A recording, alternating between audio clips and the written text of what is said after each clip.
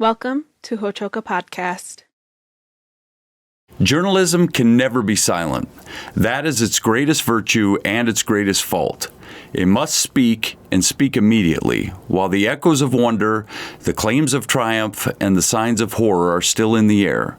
St. Joseph's alum Hope McCloskey favors this quote by Henry Grunwald, former editor-in-chief of Time Incorporated.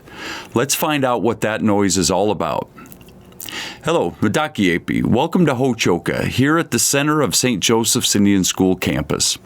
I'm Scott Wooster, your Hochoka host, and today we're joined by Hope McCloskey, 2018 graduate, who went on to major in media studies with a journalism minor at Augustana University in Sioux Falls, South Dakota. She's now a news producer at Kelloland Media Group in Sioux Falls. You might remember her as she's someone that joins us to host episodes of Hochoka. We're turning the tables on her today as she joins as a guest for our episode in a series with our alumni called Talking Thiyóšpaye. Welcome, Hope. Hello, Scott. It's really nice to be back. It's been a while since I've been in this chair. It has been a little while. Yeah, it's a little different for me to be on the opposite side. And the same, too. Yeah, I'm not used to this position, I gotta say. I'm Yeah. used to being behind the cameras. Yeah, right. But this is where you should be. This is great. Oof, I don't know about that, but yes. It's going to be cool. You haven't been gone from here all that long, 6 years or something like that. And so some of these memories are going to be fresh in your mind, and we're bringing some of the alumni on here, and it's just been a blast to do this and bring up old stories and do some things. So you were outstanding when you were here. Let's get that out of the way. Hope was outstanding when she was here. She's one of our best.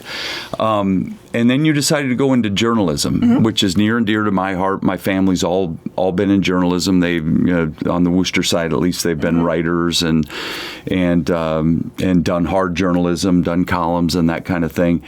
For you, how did you get into that?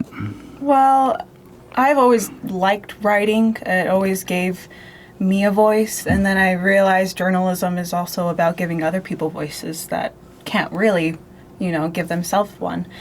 And I really like journalism, and that's why I like that quote. It speaks the truth, however hard it may be. It's journalism is it's a tough thing to get around, and it's a tough thing to get into. But I think that's why I love it so much. I'm passionate about it because it allows you to navigate in certain areas that you weren't navigate before. You can look at things in a new lens when you really try hard to. And it's something I honestly fell into. I didn't think that I would get into it. Like I said, I thought writing was my passion. Yep. But I realized that I could turn it to journalism. And that helped fuel a lot of my, self-sense of justice. I liked giving these voices and putting these stories out there for people to know and learn and understand. Yeah.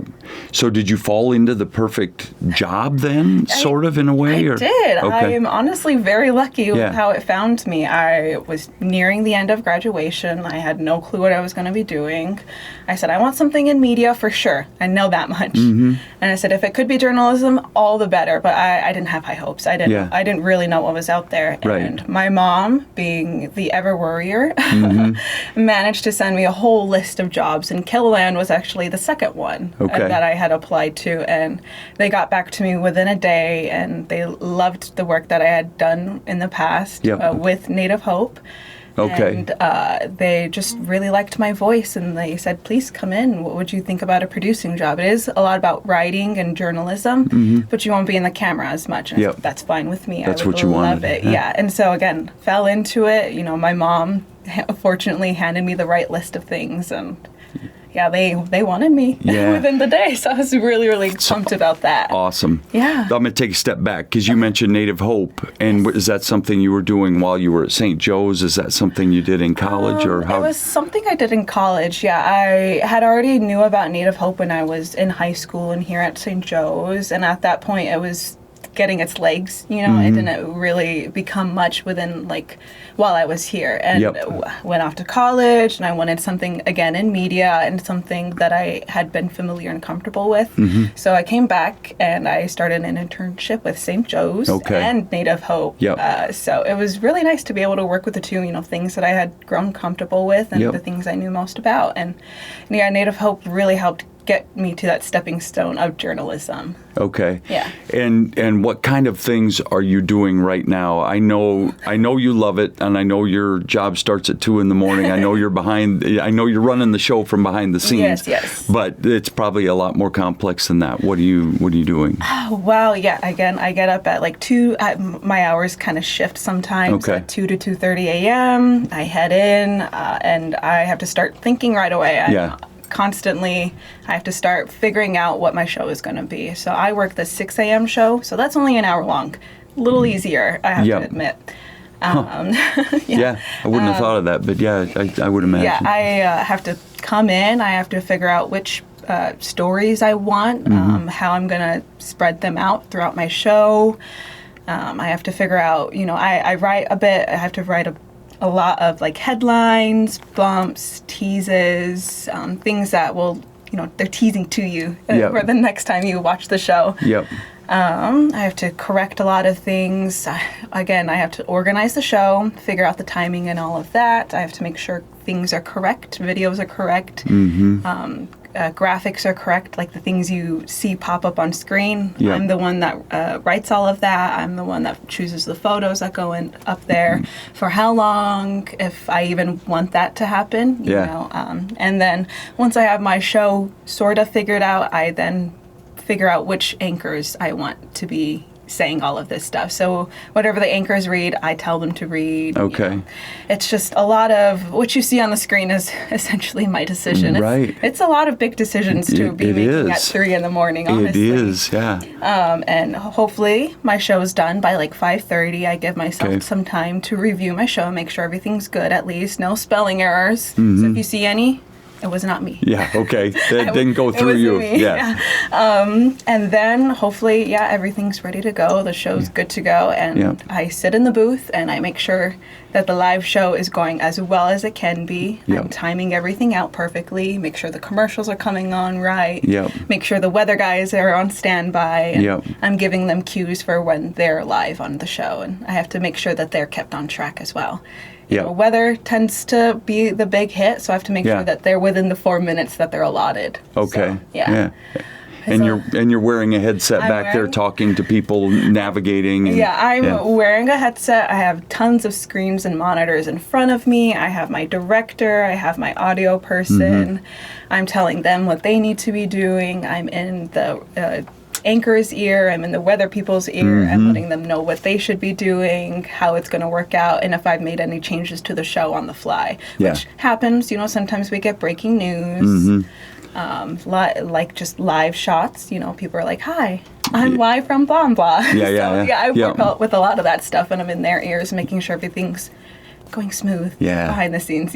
Wow, that's a lot of power. It's a lot of work. It's a lot of power, actually. I mean, really, because you a lot of control that you have to do. I'm not saying that you're looking for power. I'm saying you have to have that in order to be able to do that. It was scary handing all of that to me, honestly. Yeah. I was 22 yes, you were. at the time when I got this job, and then all of a sudden they're saying, you have this amount of people that you need to tell them what to be doing, and you need to make sure that they're doing it correctly. Otherwise, this falls on your leadership, and that's tough as a 22-year-old telling veterans that are in at Kelloland what to be doing. It's a little tough, but I managed to find my footing. It takes a while to get used to the job. I would say I'm still learning how to do it to this day. Been doing it for 2 years. And I'm still learning and growing more as a producer. A lot of pressure, but if you, knowing what I know about you, you just bring yourself to it, and things, you trust yourself, and things will work out hopefully the way they're supposed to. You treat people well, and that's going to that will get you through a lot of different situations. A lot of it's give and take at work. You give them respect. It's hard, just like navigating a corporate world almost, when I'm freshly out of college, because I wasn't ready for it. But like you said, I just kind of threw myself into it, and I trusted that I would be able to learn and that I was capable enough to adapt to this environment, because like I have before, you know, and there's nothing new. It's a new setting. Yeah, it's great. Lots of stress, but you're the one for it. There's a Lakota word, and I'm going to try to say it right. Kihelakayo. It means keep going. What is it for you? I mean, that keeps you motivated, ups and downs, getting an education when you could just give up on that, when the career's tough, and there are older people that are older than you, veterans who are, you might not want to tell them what to do. What keeps you going? Oh man, that was a tough question. And I honestly want to say my family, my siblings. I've always wanted to do more and do better for them, and showing them that you can walk a good path if you just stay strong in your heart, you know, in your tongue. That you can get through a lot of it, you know. That I have been through a lot of downs, and I've been through plenty of ups, you know, and I've always just kind of wanted to stay resolute in who I am, and I just didn't want to let anything knock me down. I didn't want anyone saying anything that would pressure me to like quit. I didn't want to let my surroundings say, hey, you should probably let go of this now, because I knew better. I knew that I could do it.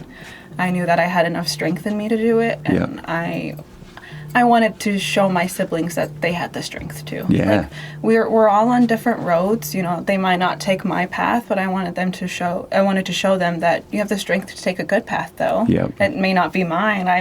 I didn't see myself going down the college road and then an 8 to 5 job. You could say.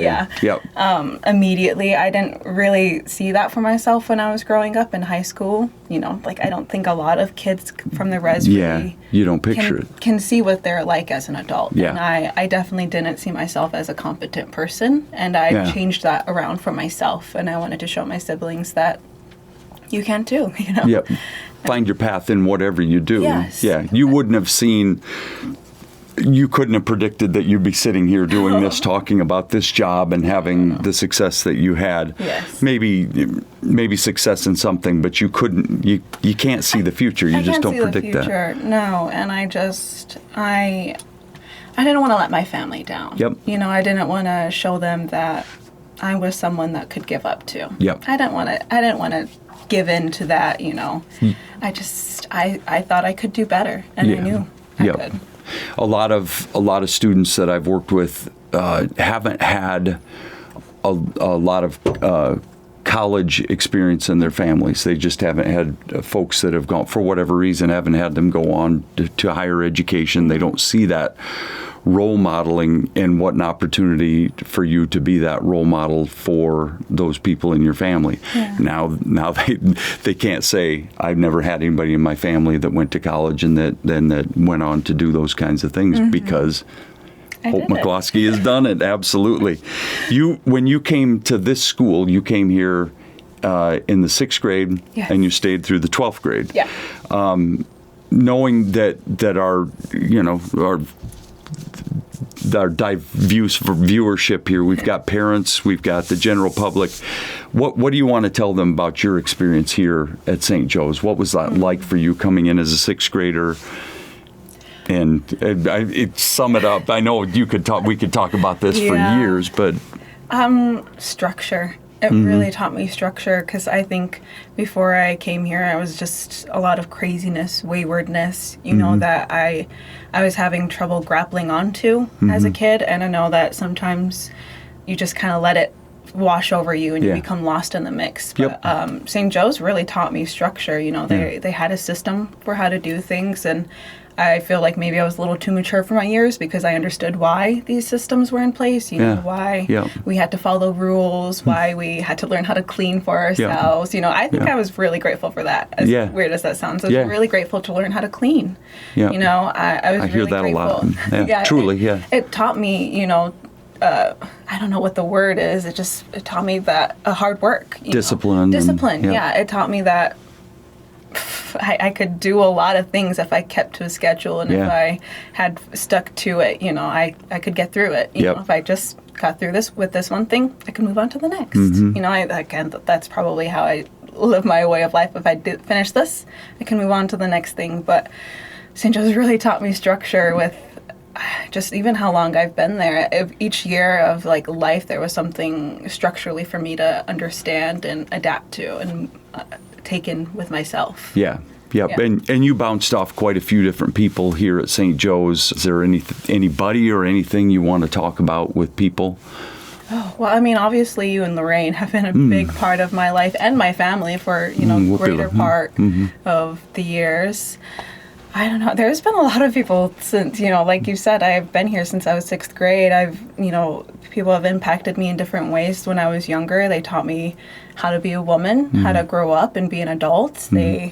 Krista Lipkowski taught me how to navigate college, and she taught me a lot about adult things afterwards. I was always calling her for tax reasons. Yep. How do I give a tip? What is 15% of that? Right, called her for that because I was like, I have no clue how to do these adult things. Please help me. And she was always there for me. Yep. And Amanda Hermeling was my counselor that she was given to me when I was in 6th grade, and I've loved her ever since. Yep. I think she still owes me a Las Vegas trip somewhere. Yeah, you better hold her to it too. She promised me, I think, in like 7th or 8th grade. Oh, she'll go. She'll go. Gosh, there's been too many people that have been just like have been involved in big moments of my life that I can't really think of them all or name them all, but I know that it's been a big St. Joseph's community, and not even the people that work here, just the friends that I've made here too. A large part of my family went here, and it was nice for us to have like family here and just to be able to love and appreciate each other that way. And I have made a lot of good friends at St. Joe's, some that I'll never forget and some that we've drifted apart, but that I'll always hold in my heart for what they've taught me about friendship and love and how to conquer, other things like that. Yeah. It is a great place to start a village. Do you have a favorite memory or a funniest favorite memory or maybe something funny from your school days here? Oh, man. One that always comes to my mind is I was in 7th or 8th grade, I believe. It was in one of the big homes down there. We weren't supposed to be doing this, but we were having a water fight in the kitchen dining room area. Of course you were. Hey, I mean, it wasn't just me that started it. I can't say that. Yeah. But again, it was water everywhere, tiles for the floors, and so I was trying to make my great escape, and one of my house parents was trying to spray me, and I ended up just slipping, head over heels. No, it was just it was like whoosh. My feet were up in the air and everyone was laughing at me, and I had to hop up like nothing hurt. Everything hurt. Everything hurt so bad. It was really embarrassing, but it was just like a great memory for me because we were having a water fight in the home. Yeah, with the house parents, no less. Yes, I can say we did kind of start it with her. Yeah. But, she helped out in the end. Yeah. I mean, we had to clean, but it was still a really fun memory. And we ended up playing hide and seek afterwards, I think. Awesome. I don't know. It was a great time to be in the home, honestly. Yeah. Who was the house parent? You want to mention her by name? Sue. I can't remember her last name. I knew there was two Sues. Cudel or Eldridge, one of the two. Eldridge, She was throwing no, it wasn't Eldridge. I'm sorry, O'Hearn. Yep. O'Hearn. Yes, O'Hearn. Yes. She was spraying. That's great. Good for her.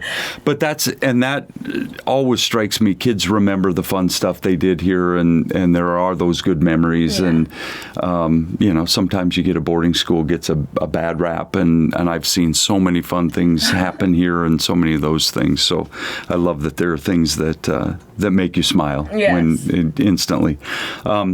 We talked about it a little bit. You're from Rosebud, from the reservation down there.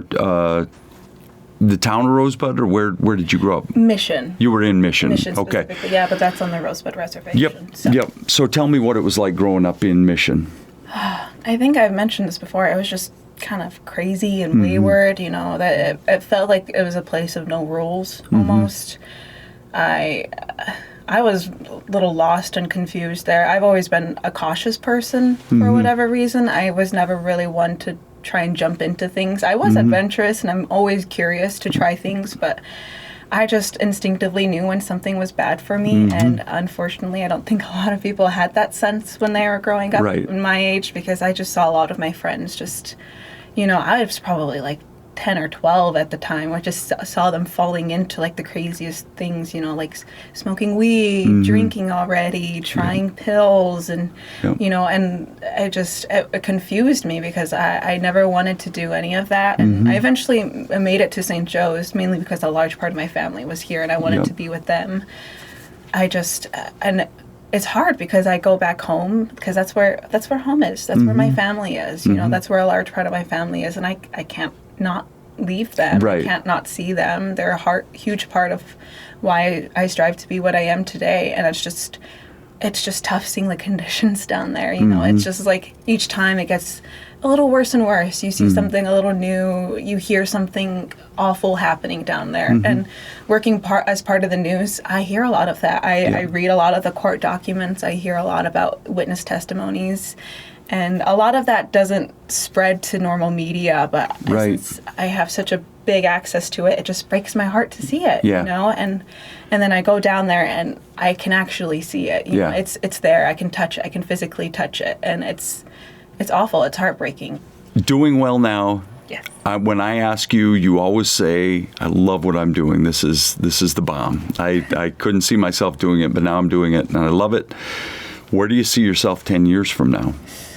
Hopefully comfortable and happy. Yeah. I'm honestly not too sure if I'm going to stay in like the news or the media in 10 years. Hopefully I'll still be comfortable and happy, like I said, with what I'm doing. Yeah. But I hope I stick with media. I hope I stick with news because it's something I'm super passionate now. But if my interest or my passions change in 10 years, I can't blame myself for that. Right. Right.